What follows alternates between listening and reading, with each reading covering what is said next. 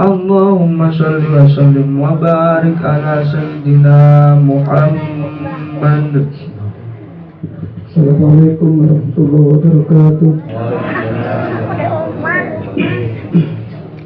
Ya ayuhan nas, ruya an Abi Hurairah radhiyallahu annahu qala Rasulullah sallallahu alaihi wasallam, inna yaumal Idul Adha wa huwa yaumul akbar, ansitu wasma'u wa ati'u rahimakumullah, ansitu wasma'u wa ati'u rahimakumullah, ansitu wasma'u wa ati'u la'allakum turhamun. Allahumma sholli ala sayyidina Muhammad, Allahumma sholli ala sayyidina Muhammad, Allahumma sholli wa sallim wa barik alaihi.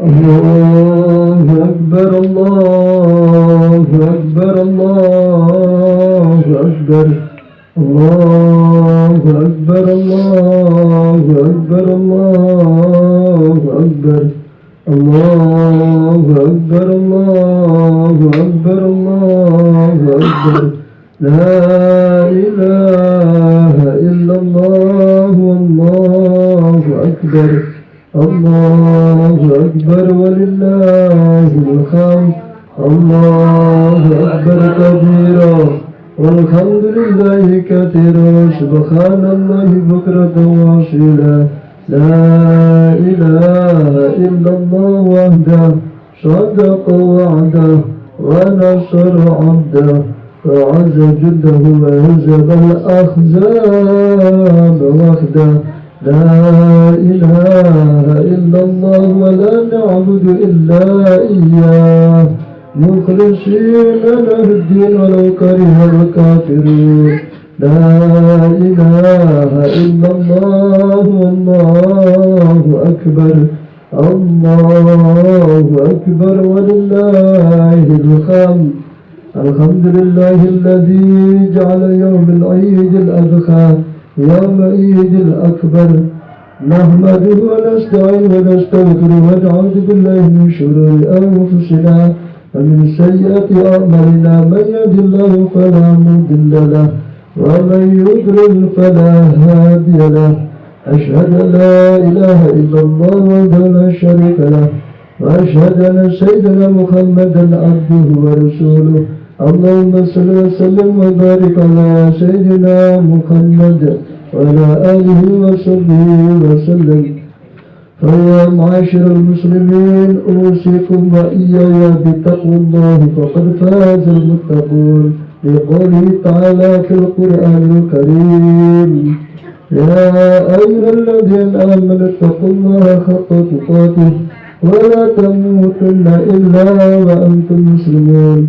وقال الله تعالى في آية أخرى: إنا أعطيناك الكوثر فصل لربك وانحر إن شانئك هو الأبتر. الله أكبر، الله أكبر، الله أكبر، الله أكبر ولله الحمد.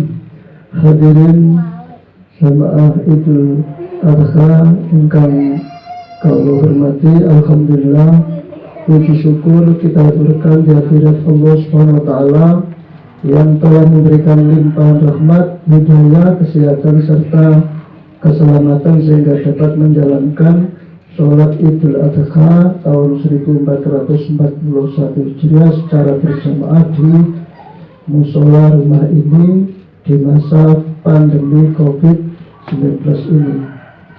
Di saat masa corona ini, ittaqullah haqqa tuqatih wa la tamutunna illa wa antum muslimun.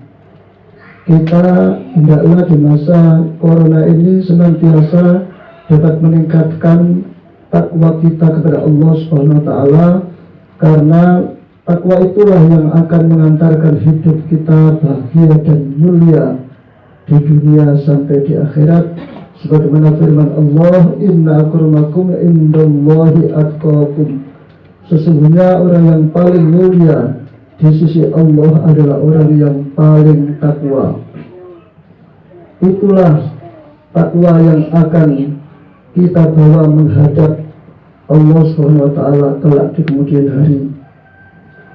Yauma la yanfa'u malun wala banun illa man atallaha biqalbin salim.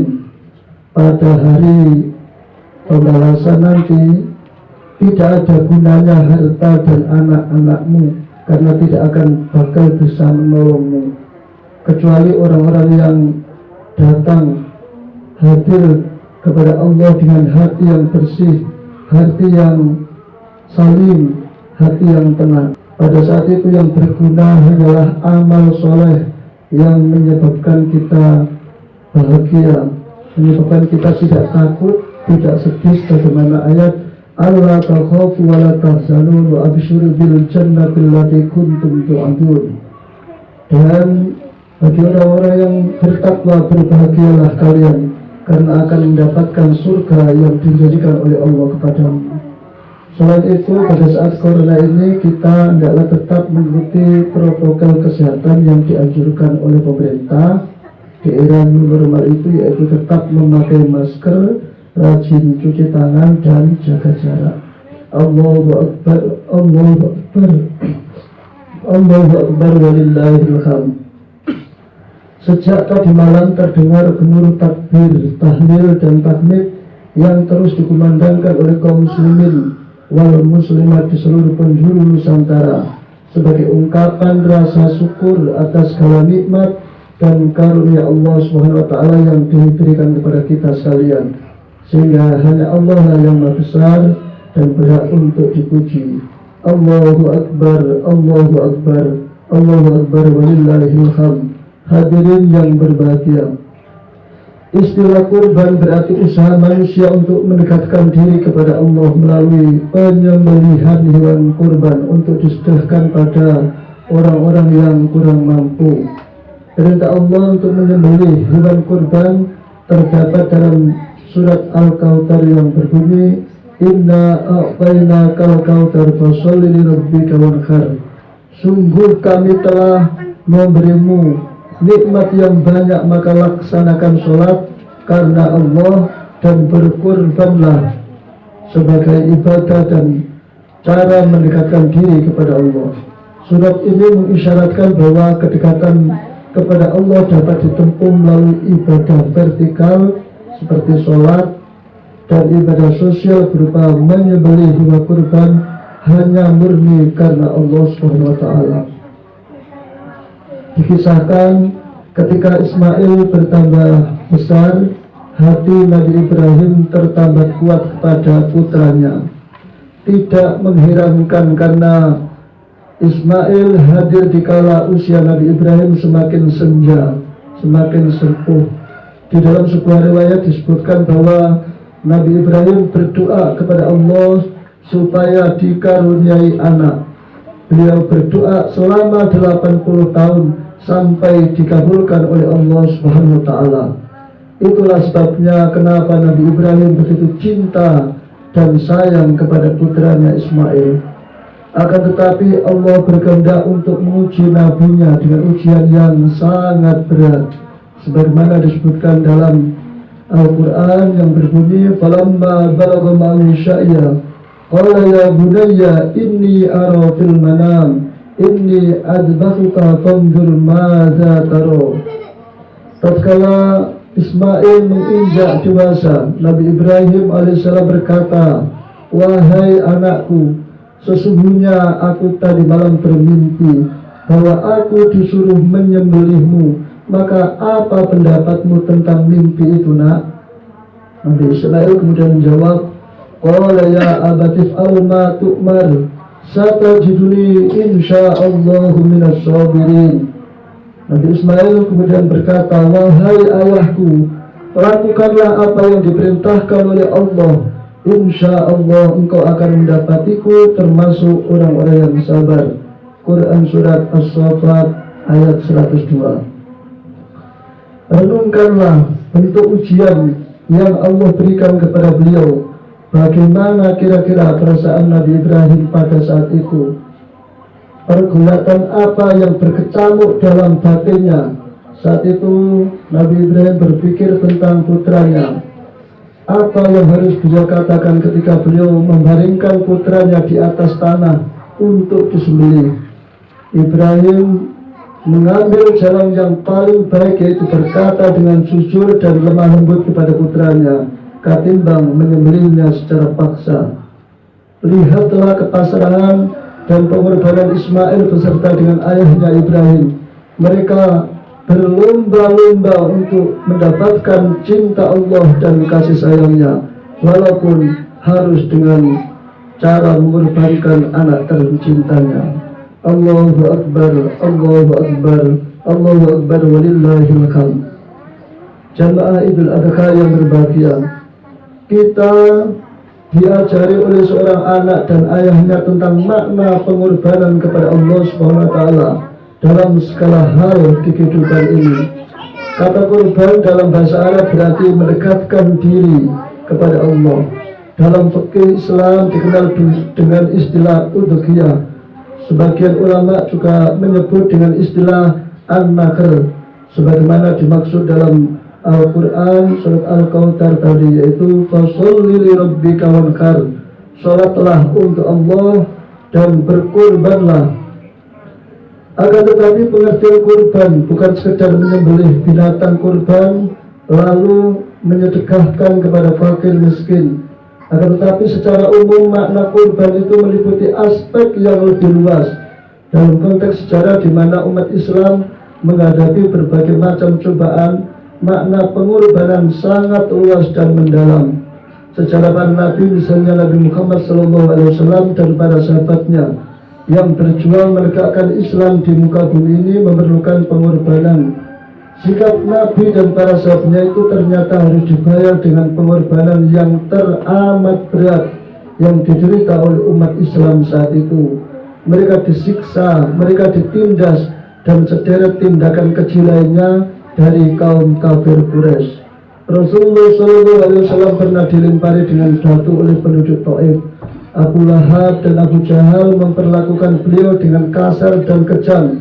Para sahabat seperti Bilal ditindih dengan batu besar dan panas di tengah sengatan terik matahari siang.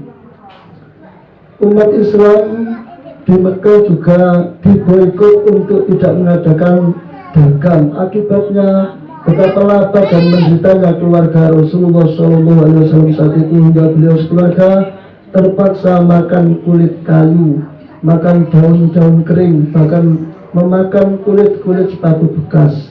Begitulah potret pengorbanan untuk membela agama, membela agar lafaz Allah dan lafaz la ilaha illallah tetap di bumi ini, di muka bumi ini. Hal ini juga pernah dialami oleh para yai, para orang tua kita di zaman penjajahan Belanda. Dulu berkorban untuk kemerdekaan Republik Indonesia, pernah rela makan tok, makan walur, makan bum, dan makan gebingan. Lantas apakah yang sudah kita korbankan untuk membela agama dan sunatullah ini atau sunnah Rasul ini? Jawabnya ada di hati kita masing-masing.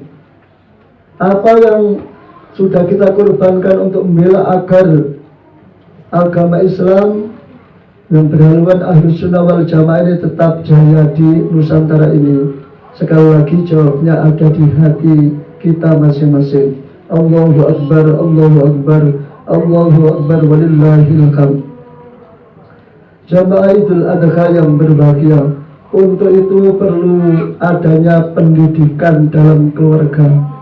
Nabi Ismail tidak akan bisa menjadi anak yang penyabar, ulet, sabar, dan tahan uji jika tidak mendapatkan taufik dari Allah Subhanahu wa Ta'ala, kemudian mendapatkan pendidikan dari ibu dan ayahnya.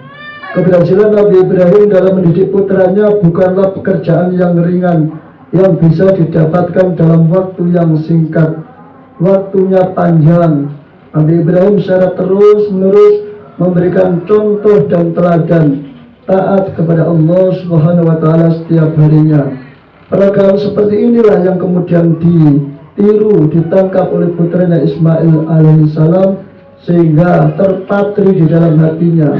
Selain itu Nabi Ibrahim juga selalu berdoa dengan doa Rabbi habli minas sholihin Rabbi ja'alni muqimas sholati wa min dzurriyyati rabbana wa taqabbal doa. Ya Allah, berilah aku putra yang soleh. Pertanyaannya, sudahkah kita mendidik anak kita seperti yang dicontohkan oleh Nabi Ibrahim? Jawabnya kembali pada diri kita masing-masing yang lebih tahu. Jika kita menanam kebaikan, tentu akan memanen kebaikan. In ahsantum li anfusikum wa in asatum falaha. Kalau kamu berbuat baik, maka kebaikan itu untuk dirimu sendiri, dan jika kamu berbuat jelek, kejelekan itu pun juga akan kembali padamu. Demikian yang bisa saya sampaikan khutbah pada pagi hari ini. Semoga ada guna dan manfaatnya menuju hari esok yang lebih baik. Barakallahu li wa lakum fil Qur'anil azim wa nafa'ani wa iyyakum bima fihi minal ayati wa dzikril hakim. Aqulu qali hadza wa astaghfirullahal azim li wa lakum wa li jami'il muslimin innahu huwal ghafurur rahim. Fastaghfiruh. Allahumma sholli ala sayyidina Muhammad. Allahumma sholli ala sayyidina Muhammad. Allahumma sholli wa sallim wa barik ala sayyidina Muhammad.